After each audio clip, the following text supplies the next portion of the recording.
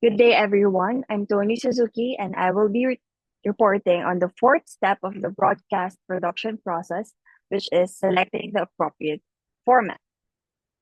As writer producers of developmental radio programs, we should remember that the format is what gives our program its shape, personality, and appeal.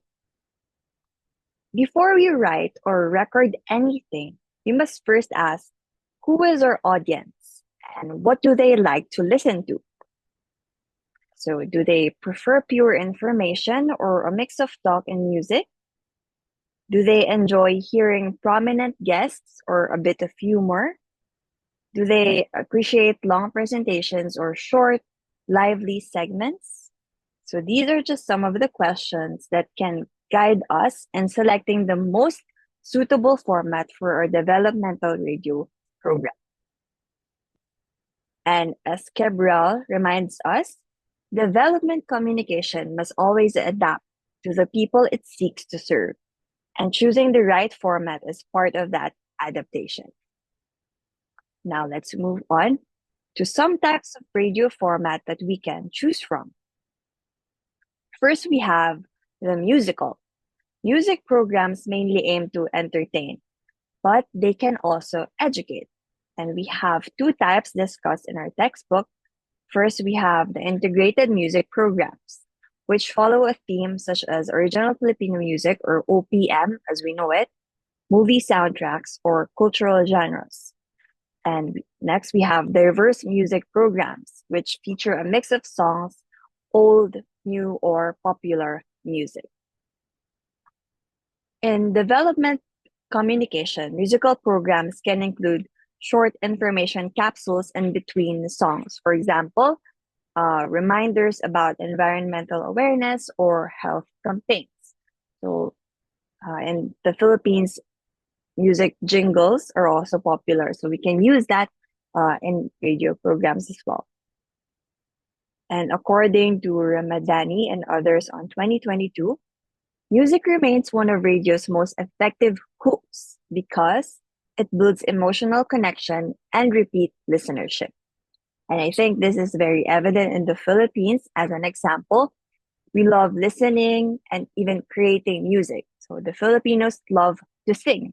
We can easily relate to the lyrics and we really dive deep into the meaning of the lyrics. And this is something that we can use in promoting advocacies or campaigns, especially in development communication. Second, we have talk or talk format.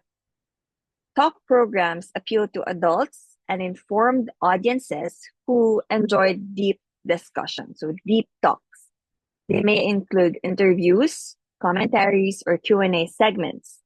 So because this format lacks visual variety, broadcasters must make it lively with personality, humor, or storytelling.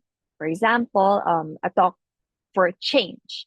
So this kind of program can discuss livelihood tips with guest farmers or local experts.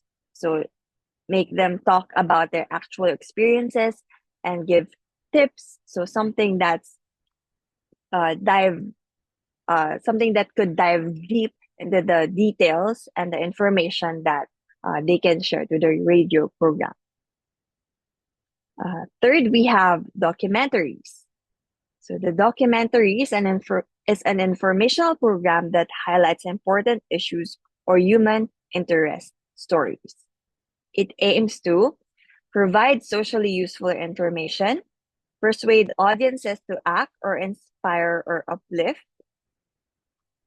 And for example, so a documentary on climate adaptation might feature real stories from disaster affected communities. So this is very timely in the Philippines. So people experience disasters very frequently. So we can use their experiences, or if they are willing to share their actual situations, so we can use that in the radio programs to persuade the listeners that this is happening, this is what's happening, and it can help them understand the information even more.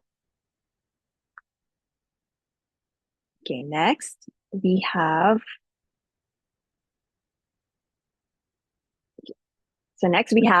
magazine. A magazine program combines variety and flexibility. It includes several segments, uh, inter- such as interviews, features, jingles, and commentaries tied together by narration or music. This format is very engaging because it offers something for everyone. So it's a combination or a mix of different types of segments. And for example, it could be a news update, a short success story, and a feature on community events. And for developmental radio, this works well when your goal is to inform and entertain at the same time. So it's the combination of both. Next, the fifth one, we have drama. So drama or radio play tells a story through dialogue and action. It allows audiences to feel and imagine the message. So for example, a story about a struggling family learning sustainable farming can promote agricultural development more effectively than a lecture.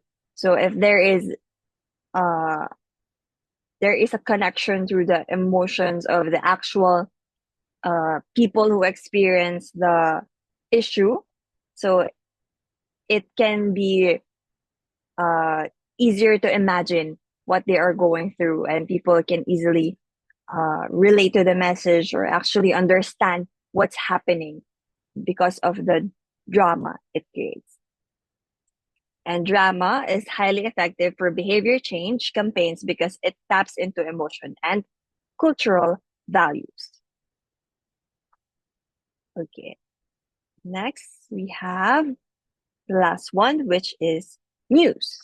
So finally, the news format delivers latest information, local or international.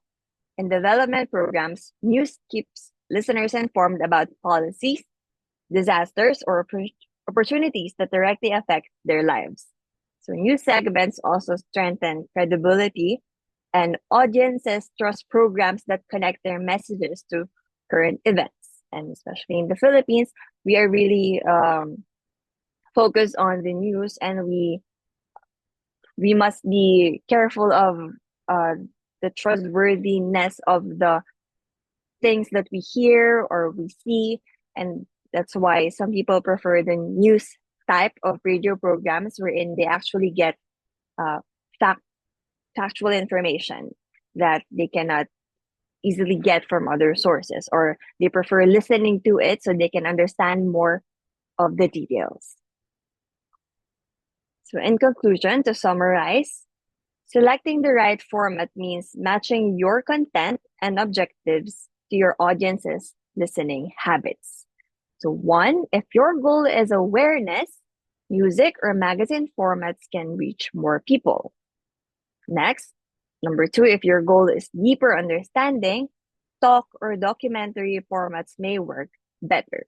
So if they want a deeper dive into information, so talk or documentary are the best formats. And number three, if you aim to move emotions or inspire change, drama and storytelling are powerful tools.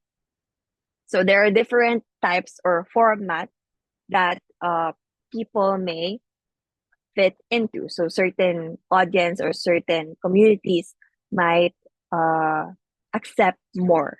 And that's why it's important to know our target audience before coming up with a radio development program. Okay.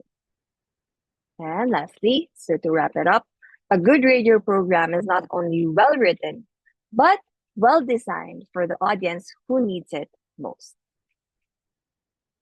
And that ends my report. Now for my discussion points.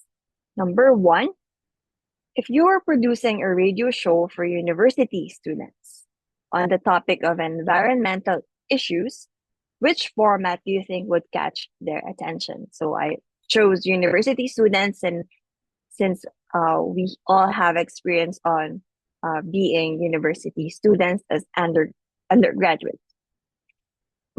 Number two, personally, which of the radio formats do you prefer and would consider listening to on a regular basis? And why? And please cite your references if there are any. And this concludes my report. Thank you very much for listening, and I hope to see you in the discussion forums. Thank you.